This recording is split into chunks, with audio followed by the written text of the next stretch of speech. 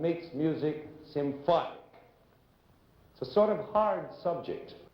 But really, the only reason it's such a hard subject at all is that it's always talked about as a hard subject. People make it sound like dry book stuff, and they use a lot of long, hard words. And actually, it's not so hard. And if you want to know the truth, it's the most exciting part of all music. The key to it is the word development, which is sort of a hard word, but really not so hard. You all know the word development, like when your doctor is giving you a physical checkup and he says you're developing fine muscles, you're developing good teeth and hair.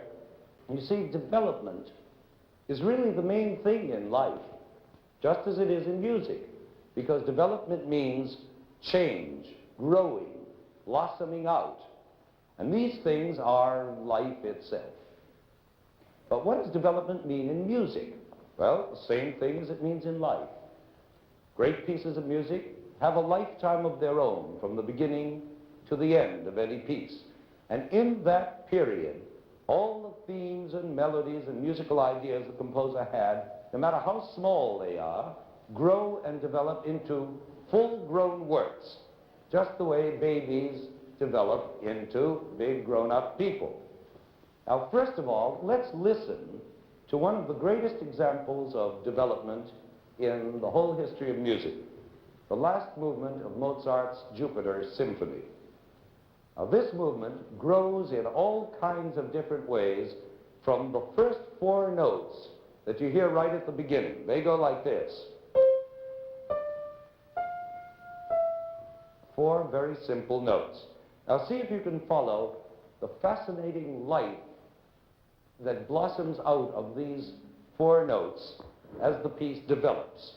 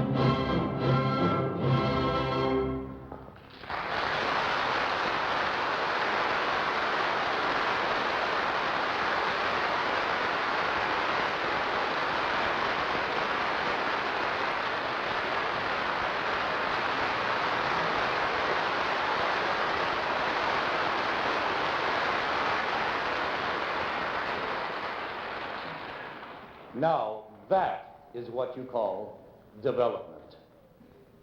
Those first 4 notes we heard have grown into a big, mighty work. Now, how did this happen? How does that development actually work? Well, it happens in 3 main stages, kind of like a 3-stage rocket going into space. First stage is the simple birth of the idea, the flower growing out of a seed. You all know that seed, for example, that Beethoven plants at the beginning of his 5th symphony. Again, 4 little notes. That's the seed. And out of it arises a flower that goes like this.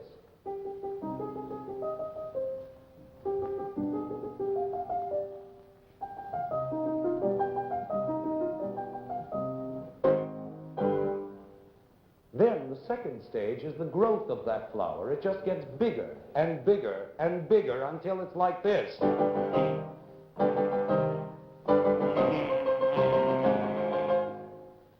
Then comes the third stage, which is the most important one, the stage of change. The flower actually changes its appearance. Or perhaps it's more like a fruit tree, which we first see all bare in winter, and then in the spring, covered with blossoms, looking like a completely different tree.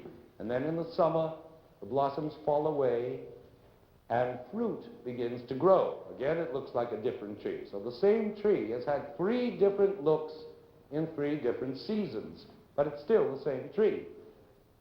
The same thing happens to us. We change from year to year in our character, in our likes and dislikes, even in the way we look. For instance, I was born blonde. Would you believe that? I was blonde till I was about 10 years old. And 10 years from now, I'll probably be all gray or maybe not have any hair at all. Well, the same thing happens in music.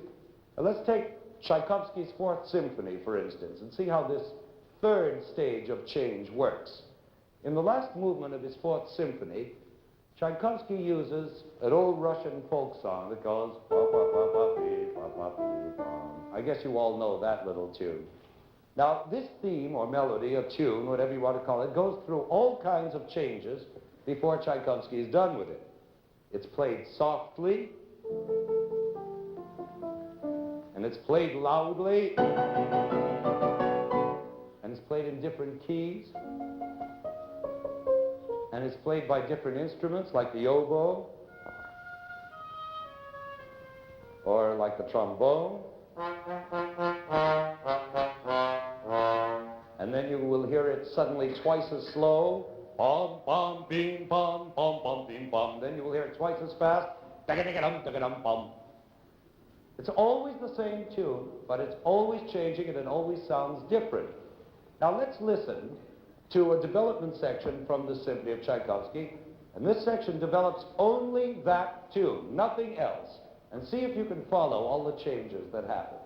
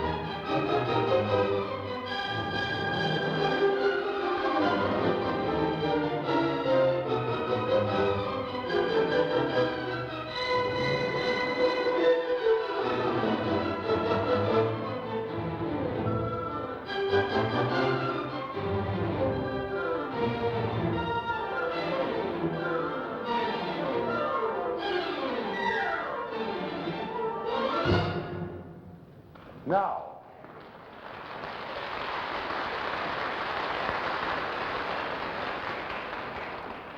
did you follow those changes?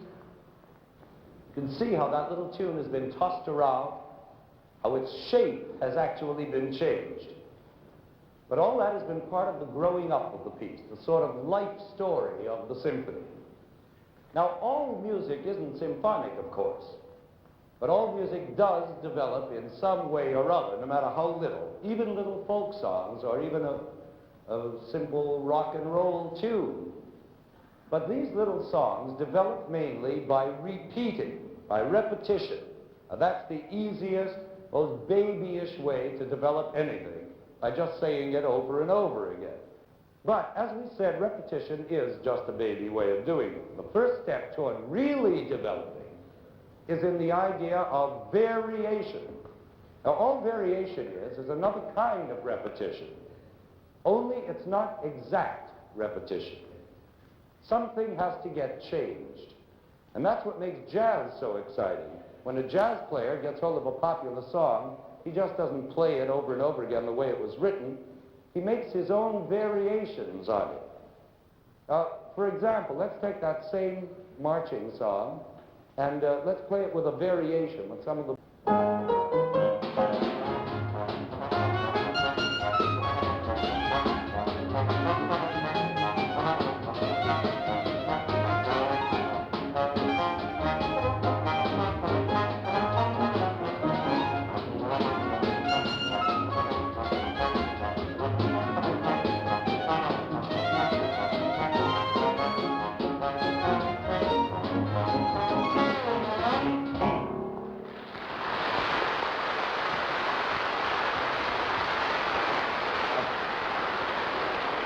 Now that is beginning to be development. It's development because it's changing. It's not the same tune we began with. But it's not exactly symphonic yet. I guess none of you would claim that was symphonic. Well, now let's make a big jump and see how Beethoven uses that same idea in his Eroica Symphony. The same idea, but oh, what a difference. In the last movement of his Eroica Symphony, Beethoven writes a series of variations on a theme that's so skinny and small, it's not even a real theme. It's not even a tune. It goes like this.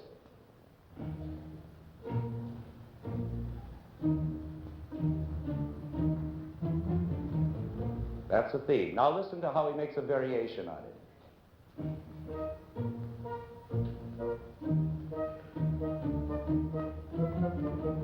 That's one variation. Now listen to this. Here's another.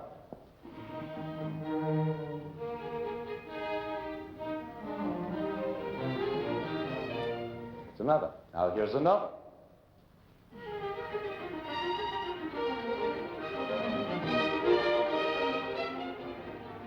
You see how the original skinny notes are always there. Bing, bum, bum, bum, no matter what other stuff is going on. Now listen to this next variation and see if you can hear those skinny notes down in the basses and cellos.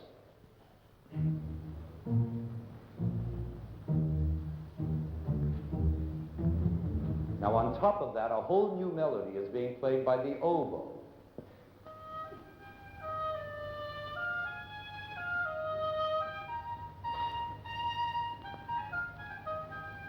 Now listen to it all together. The skinny notes in the bass and the new melody on top.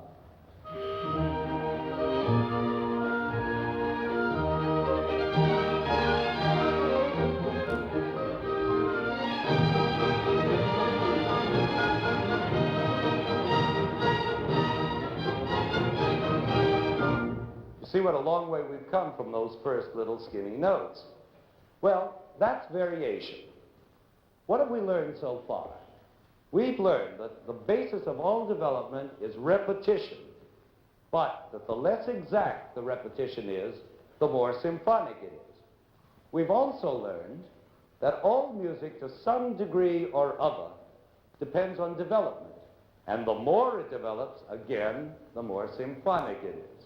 So now what we have to find out is, how do composers use this not exact repetition to develop their themes into big symphonic pieces? Well, the first way we've already seen, variation. But there are different ways of making variation, and one of the most common is, now watch out for this hard word, sequences. I think you can see it on the machine. Don't let that word scare you. It's a very simple trick, really. All a sequence does is to repeat any series of notes at a different pitch. That's all. For instance, and you can see right away how useful this is in building music, because it's a way of developing, of piling up bricks, higher and higher, all shook up, all shook up, all shook up, and that gives the impression of getting somewhere, in other words, of development. Now, of course, the sequence can also repeat at lower pitches. I could say, I'm all shook up, I'm all shook up, I'm all shook up, I'm all shook up. But that's not very widely used because it's not half so exciting. It doesn't mount up all the time like a building. Now let's listen to some examples of sequences in symphonic music. Here's one of the most famous examples in the history of music from Tchaikovsky's Romeo and Juliet. Now listen to how this love music builds up in sequences.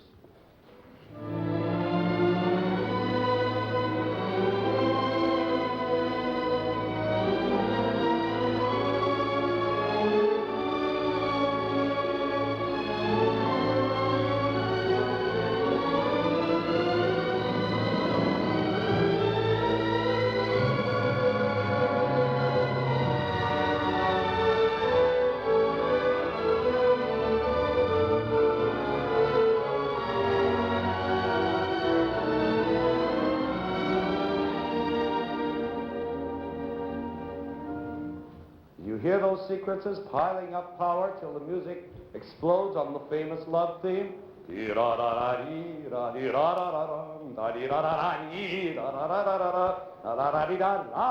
Up and up and up. As you see, sequences are a very easy way to develop music. It's a form of climbing repetition that's almost guaranteed to sound exciting.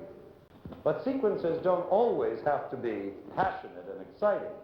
Take the Jupiter Symphony, for instance, that we heard before, where Mozart is developing the theme that goes as well as those first four notes, developing them all together. Now listen to the sequence he makes out of those two themes.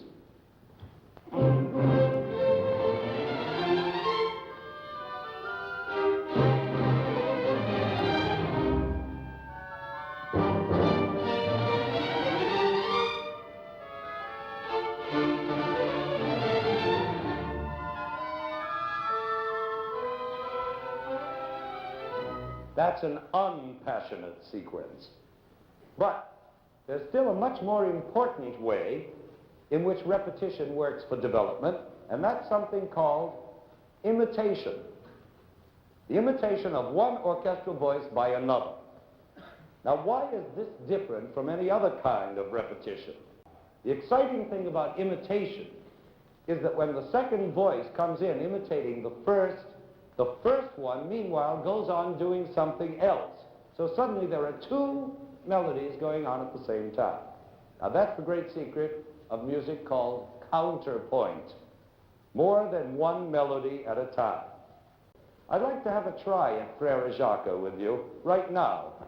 We'll do it in two-part imitation. We'll start with everybody upstairs singing Frère Jacques, and then everybody downstairs coming in on the imitation while the upstairs people go on to the next phrase. Okay? Go. Beautiful.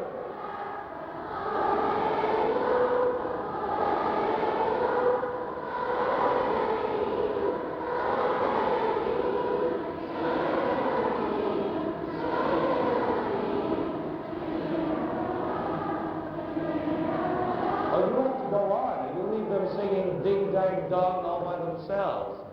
You understand?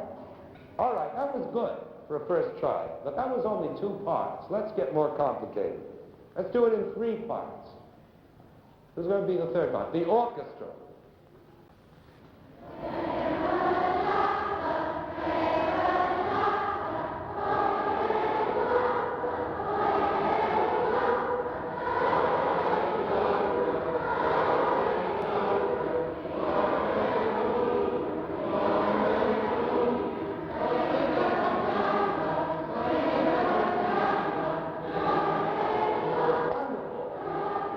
I'd like to go on for a long time with that because you sing it so well, but I want to get really complicated now, really symphonic, and try it in 4 parts.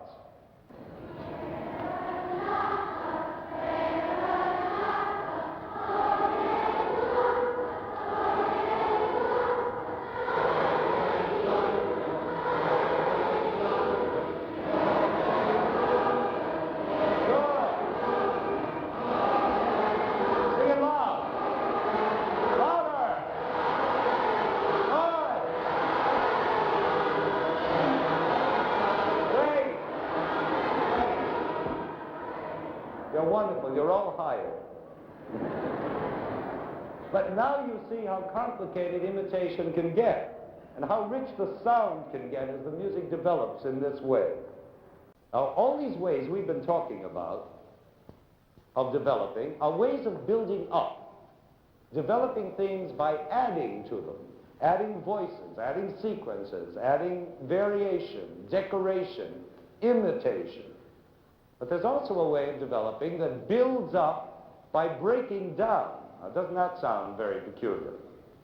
But it's true, and a very good method it is, too. It's a great favorite of Beethoven and Tchaikovsky. In that final movement of Tchaikovsky's Fourth Symphony we heard before, there's one place where Tchaikovsky is developing this theme. Now, as usual, he treats it first in sequences like this.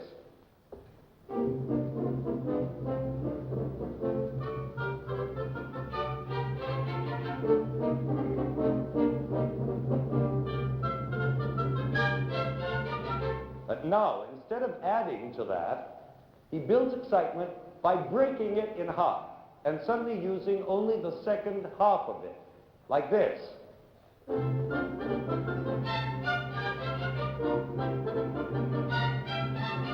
You see? Then he breaks that in half and develops only that half. Well, now we're down to only 4 notes, beep, pop, pop, pop, which he's developing in sequences. But now it divides again, like an amoeba, and the sequence builds on only the last 2 notes. Beep, pop, just that. Listen.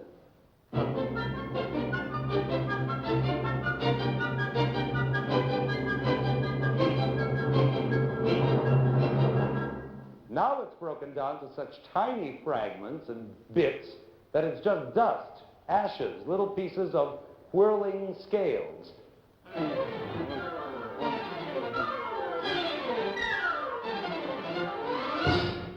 That is development by breaking down. Now listen to the whole passage together and see what excitement and fury Tchaikovsky can build up by breaking the music down. This is, strange as it sounds, making music grow by destroying it. Listen.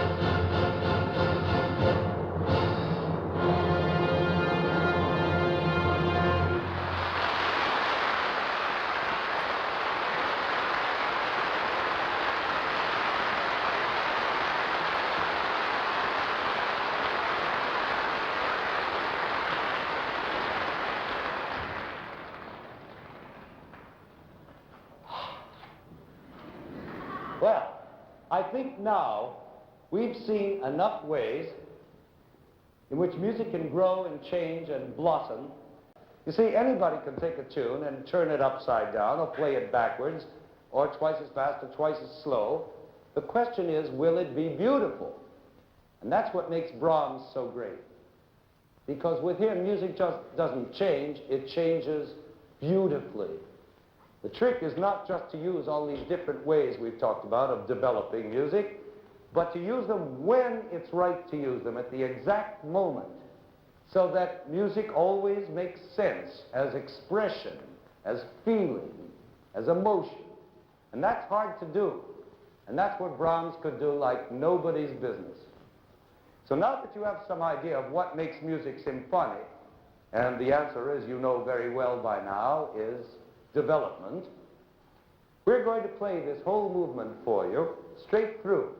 And I'm hoping that you'll be able to hear it with new ears now, that you'll be able to hear the symphonic wonders of it, the growth of it, the miracle of life that runs like blood through its veins and connects every note to every other note and makes it the great piece of music that it is.